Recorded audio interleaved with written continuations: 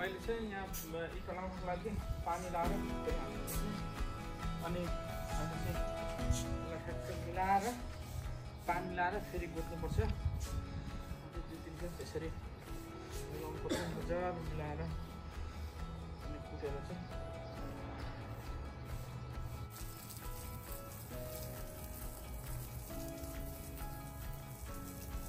पानी यसरी लाउनुपर्छ अनि कुट्नुपर्छ। अनि त्यो मजाले कुटेर खाँदेर चाहिँ इटा लाउनुपर्छ। यो खाएर हुँदैन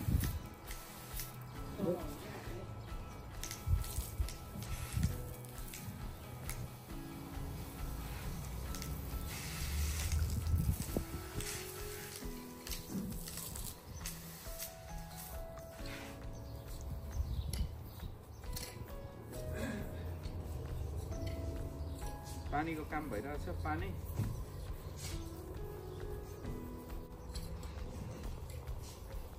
अनि अहिले चाहिँ यसलाई ठ्याक्क मिलाएर पानी लाएर फेरि गोड्नुपर्छ। अझै 2-3 दिन त्यसरी मिलाउनुपर्छ, मजाले मिलाएर।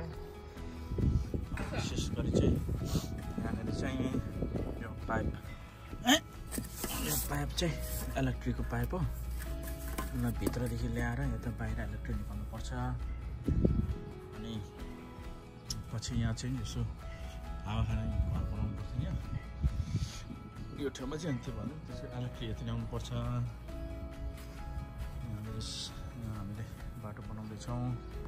अनि अर्को विशेष गरिकन यहाँ ध्यान दिने कुरो चाहिँ यो पानी, यहाँ पानी छ। यो पानी पनि हाम्रो यहाँनिर खोलेर चाहिँ त्यो छानाबाट आएको पानी चाहिँ हामी त्यहाँनिर लाएर अनि भित्र बनाउँदैछौँ। विशेष गरी पानी अनि इलेक्ट्रिक चाहिँ राम्रोसँगले पहिले नै हामीले ध्यान दिनुपर्छ। नपछि फेरि इँटा उकाएर अनि फेरि इँटा खोलेर अनि फेरि बनाउनु अलिक समय पनि लाग्छ। त्यो कारणले गर्दाखेरि हाम्रो खाजा पनि आइसक्यो।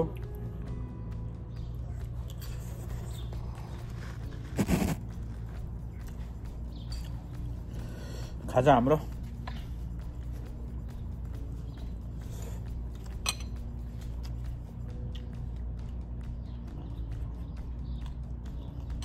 कामदारहरूलाई खाजा।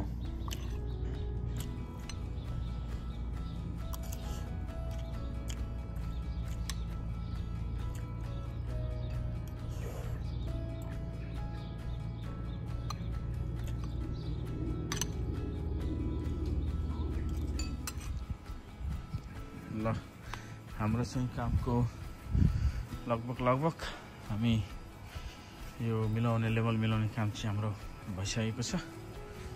यो चाहिँ एउटा सानो ग्राउन्ड जत्रै छ। अनि यसरी कुटेर चाहिँ टक्क लेभल मिलाएको छौँ। अब केही क्षणमा चाहिँ हामी इँटाहरू जोड्नेछौँ। अनि यहाँनिर पाइपको काम लाइनको काम पनि भइसकेको छ। हामीले लाइन यहाँनिर ल्याएको छौँ भित्रदेखि। यो पर त्यो दैलोदेखि हामीले यहाँनिर ल्याएको छौँ। अब यहाँदेखि चाहिँ पछि यहाँनिर एउटा बस्ने सानो घर बनाउँदाखेरि चाहिँ बत्ती चाहिन्छ। अनि यहाँ चाहिँ हाम्रो इँटाहरू पनि आइसकेको छ। यो ठुल्ठुलो इँटा 2जना चाहिन्छ चल्नु चाहिँ। ल इँटा कति छ विक्रम इँटा जम्मा? 240 इँटा जम्मा 240 वटा छ। 240 वटा इँटा आएको छ। यतापट्टि अझै छ लानुपर्ने। यहाँ सबै आइसकेको छ।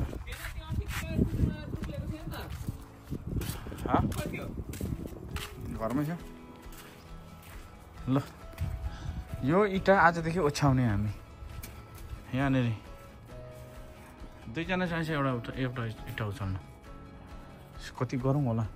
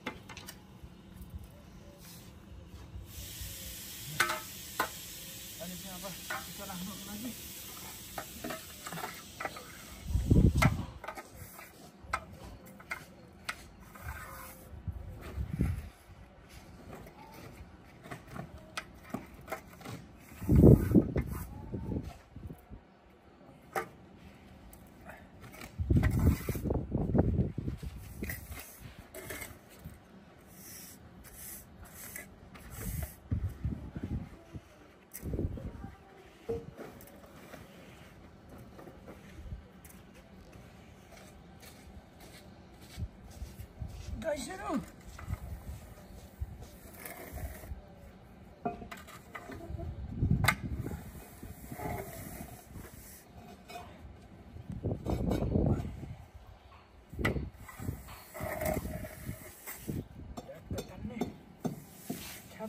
इधर रखने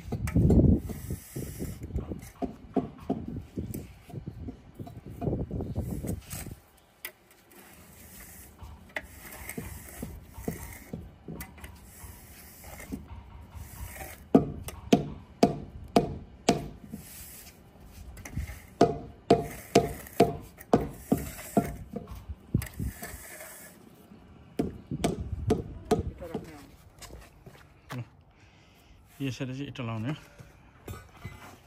हो यसरी अघि लेभल मिलाएको छ हामीले अब चाहिँ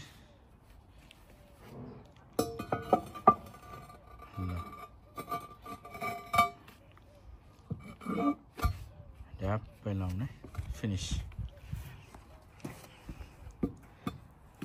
कुट्ने यसो मिलाउने यसरी मिलाएर राख्ने अब